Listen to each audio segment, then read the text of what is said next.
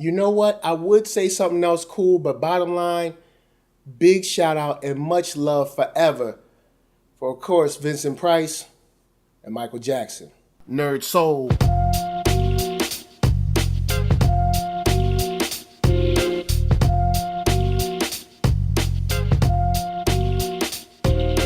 Late Ill Kid at OneYoungsta holding it down, bringing that StreetGeek and NERDSoul. What is up, my people, today?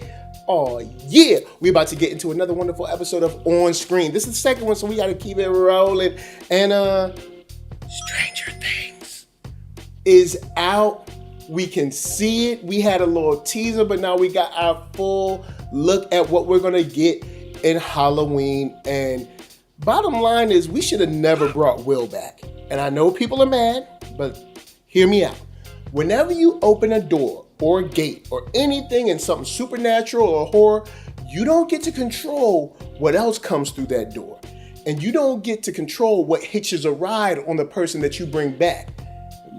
I think, kind of like what Dean says in Supernatural, what's dead should stay dead. Or in this case, I guess Will was still alive, but what's over there should just stay over there. Now, I know what you're going to say. Will is just a young kid, and I mean, you got to bring him back. But you see what's happening now, right? I mean, see what's happening now. So, anyway, we got the full squad of the young skillets back.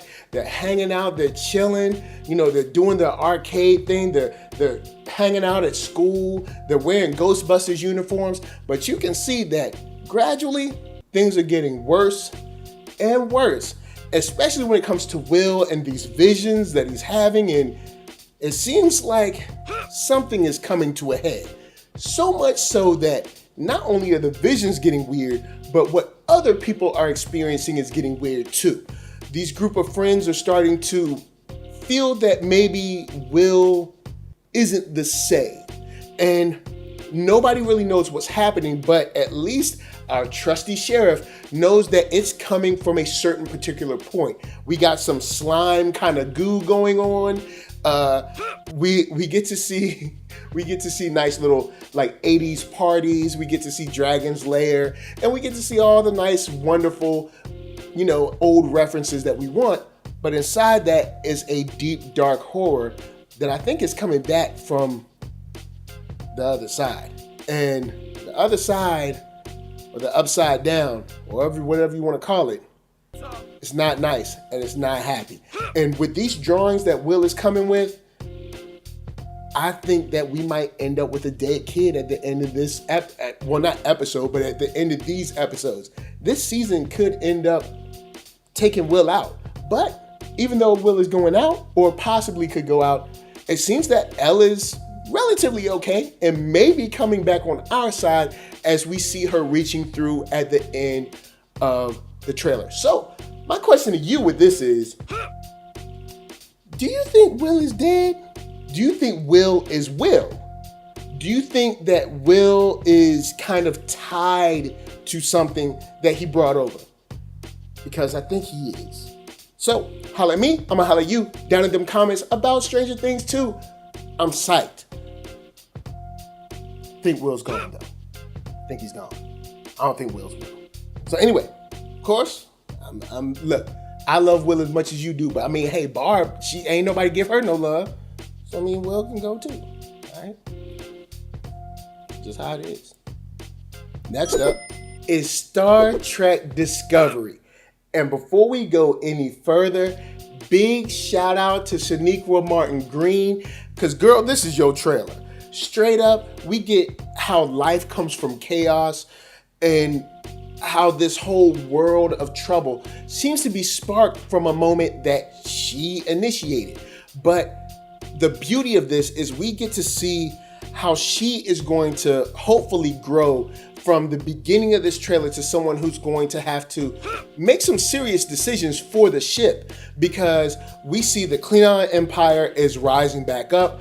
We see that they've been gone for some time and maybe the Federation has just forgotten about them. But seems that the Klingons are ready for some intense action. So much so that they get surrounded and attacked out of the blue. But inside of that, we have people running around the ship. We got this weird floating substance that, she's dealing with. We have the captain that is trying not to fire first, but may have to fire first or maybe face some major consequences. We have the ship. Of course, the ship is always in trouble, but we have what looks to be an incredible trailer. But before I go any further, I gotta remind you that you can find me at Black Hollywood Live. That's right, the first online network for African Americans. Extremely dope. And you can find them at blackhollywoodlive.com, where they have celebrity interviews, after shows, sports talk, geek, nerd, tech, the whole bang. And of course, you can find them for live streams at youtube.com/Black Hollywood Live. So on the real, this is sci-fi. From the ship to the landscapes, to the backgrounds, to the makeup, which is, they are putting some real work in on this makeup, to the CGI. This right here, besides the fact that we got to use CBS All Access, I've already dealt with it. I don't like it. You don't like it either, but let's just move on. But this is sci-fi. This is beautiful. This is Star Trek. I feel like we're right back home where we need to be. And, you take these effects, all of this with the action, how the war starts and ends. My question is, are you ready? And if you are ready, and if you are excited, are you going to pay for CBS All Access? Because I'm not paying for CBS All Access. Next up, and last but not least, Marvel's Defenders is on the way. We get a fight for what was, I guess, Sigourney Weaver's, and what is now the Defenders. I mean, you got Daredevil, you got Luke Cage, you got Jessica Jones, and that's it. That's our team. Okay, all right, I'm gonna be fair. There's another guy on there, and that other guy's name is Iron Fist, which is weird because they're really trying to make this Iron Fist trailer.